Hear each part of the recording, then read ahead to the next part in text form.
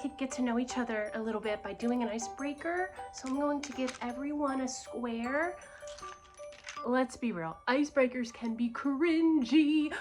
Whether you're a teacher, an administrator, a team leader, whoever, we all think about how we can get our group to get to know each other, to be comfortable, and just have a good time.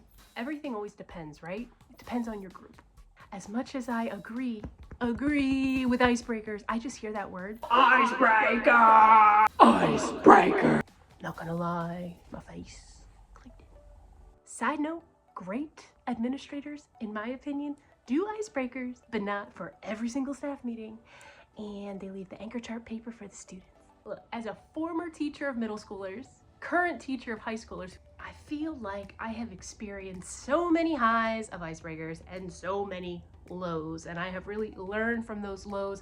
I have also experienced facilitating icebreakers to teachers, and do you know how hard that is? Because I know the face they make, and I do not dare call it an icebreaker. On a side note, if you have to facilitate an icebreaker with your colleagues, little suggestion, look up Jolly Rancher icebreaker. It's short, sweet, pretty sure it's a good time, and it's yummy. I don't believe that there are great and poor icebreakers. What I believe is that we don't always choose the right icebreaker for our group. Pretty much any icebreaker I share with you today is super, super, super low. My favorite ones. All right, let's start off with the do's and don'ts of icebreakers. Let's go break some ice. Number 1, don't by any means, when you're giving an icebreaker, use the word icebreaker. Welcome! I thought we would start today off with a little icebreaker. It just sucks the coolness right out of it. But don't worry, if you say it, you can come back from it. It just might hurt a little. I mean, I suppose you could call it something else, a warm-up. You could call it a kickoff. Ooh, try challenge. Don't call it anything. Just do it. Just get into it. You don't necessarily have to prepare them for, we're gonna get to know each other. Just let it happen. Do assess your group. And you can do this by asking yourself a couple of questions. I would definitely begin with age and maturity level. What are they into overall? What can they handle? Do you have a lot of space? If you have a lot of space, that is awesome, and I would consider doing something with movement. I don't know if you know the inner circle, outer circle, but if you're a teacher in a classroom, most likely you don't have a lot of space. You can still do a whole lot with movement, but there's also a lot that you need to rule out that you shouldn't even concern yourself with. Unless you take your kids for a little field trip. What are some open areas of your school? The final question you should ask yourself to kind of assess your group is, how much time do you want to allot with them to icebreakers? For me, the way that I like to do it most of the time, I prefer 5 to 10 minute icebreakers, and I like to sprinkle them throughout the whole semester. If you would prefer something like team building, that might require more than 5 to 10 minutes. There is a straw bridge building activity that I like to do with my students. I'll link a video to it. Basically, students get together. I like to get them in 3s or 4s, and they build bridges out of straws and tape. They only have so much time.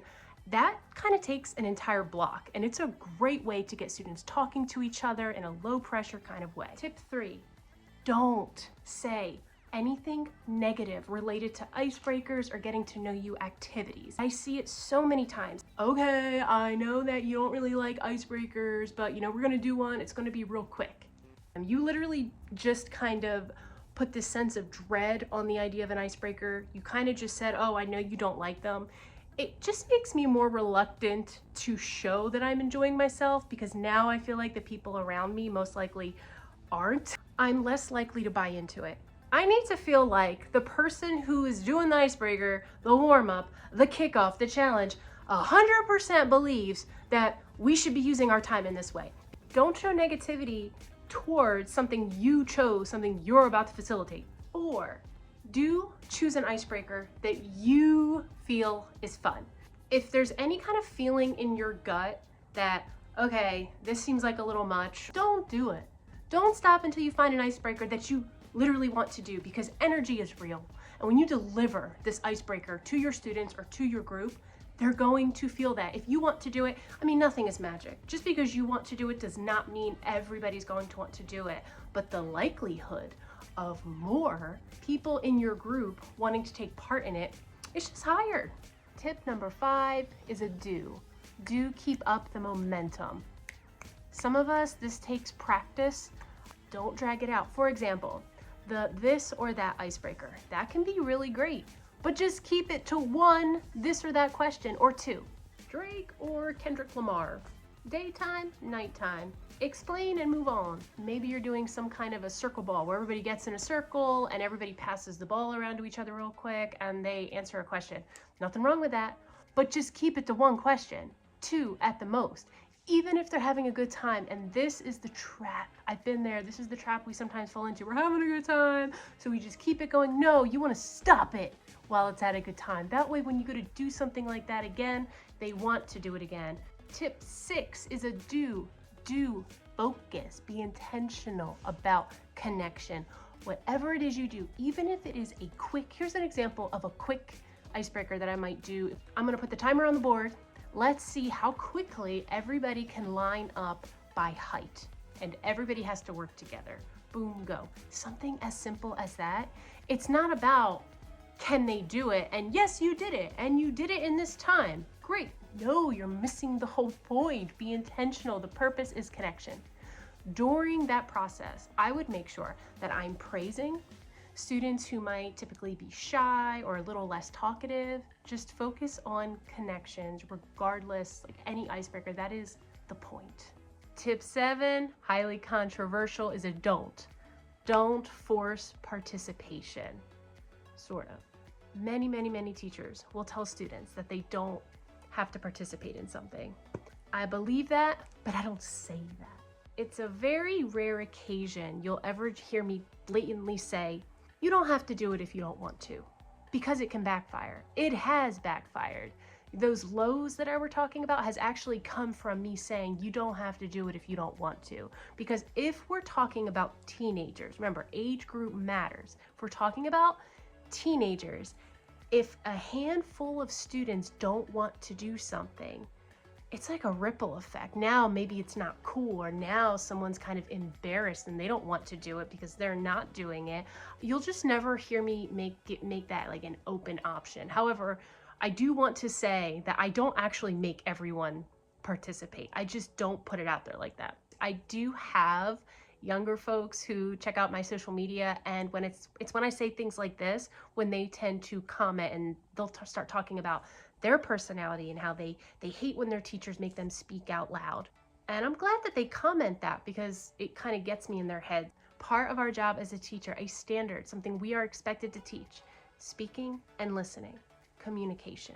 We live in a digital age where students, teens, people in general feel safest and the most comfortable in silence on their phones, on a screen. We can't just accept that. We have to encourage and provide many opportunities for our students to communicate. And if we keep saying, you don't have to if you don't want to, well, some never will. Some never will. They'll never experience that feeling of, oh, that was fun, or oh, I'm getting better. They'll never experience that if you're just constantly saying you don't have to do it. Let's say we get to a student and they really just don't want to. Before I just let them go, I will break it down in a way, even if it is to the point where it's a yes or no question. Did you eat nachos over the summer? Yeah. I love nachos. Next. But hey, it definitely does happen where there are some students who really just don't want to take part.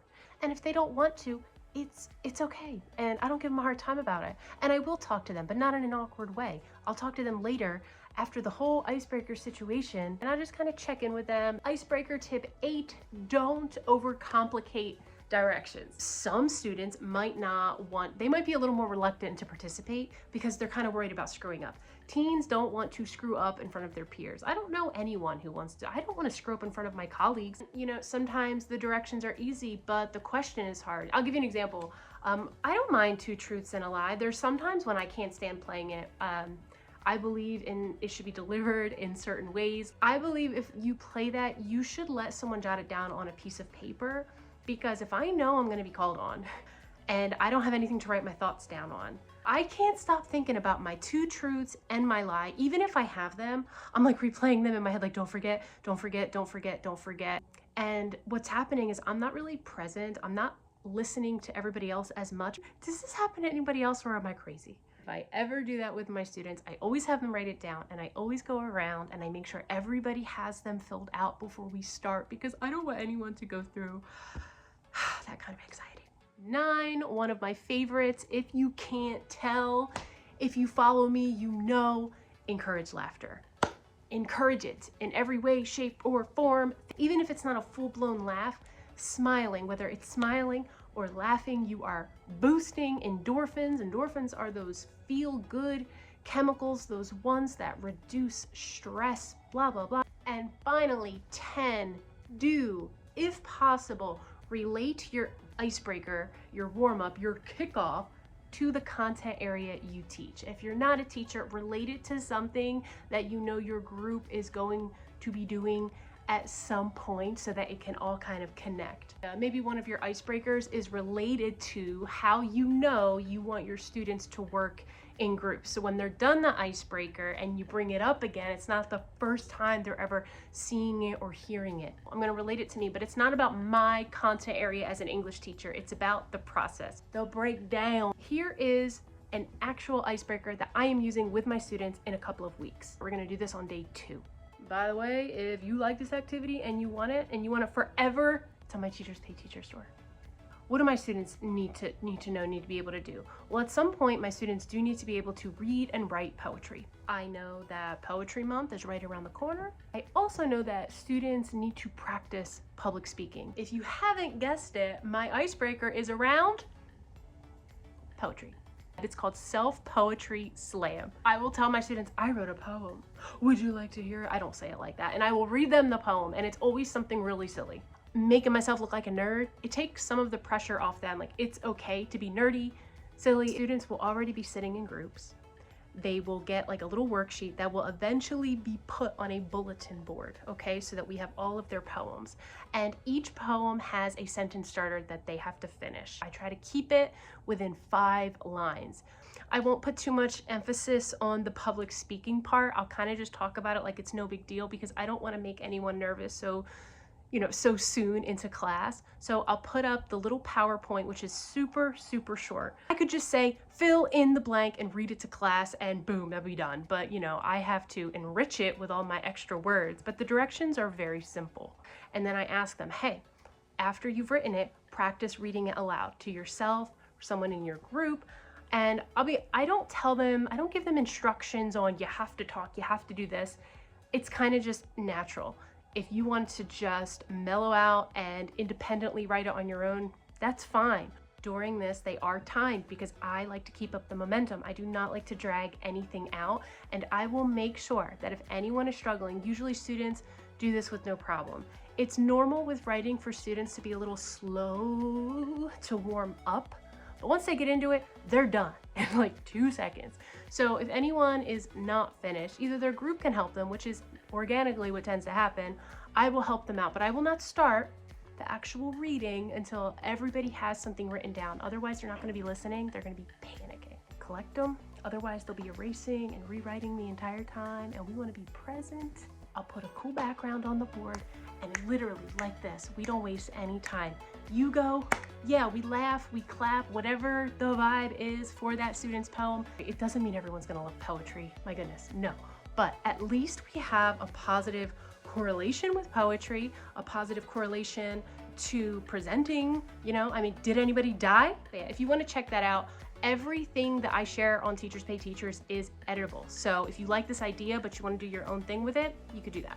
For more icebreaker ideas, for more like in-depth icebreaker ideas, check out my videos in the description box. Drop your own do's and don'ts of icebreakers. And remember, don't call it an icebreaker.